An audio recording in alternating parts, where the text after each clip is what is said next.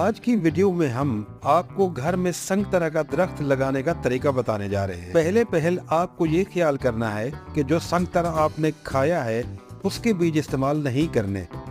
Fresh बीज लें और इन्हें किसी टिश्यू पेपर के साथ खुश्क कर लें। बीजों को छील लें और इनके टिश्यूज निकाल लें और फलियां तक चुन लें।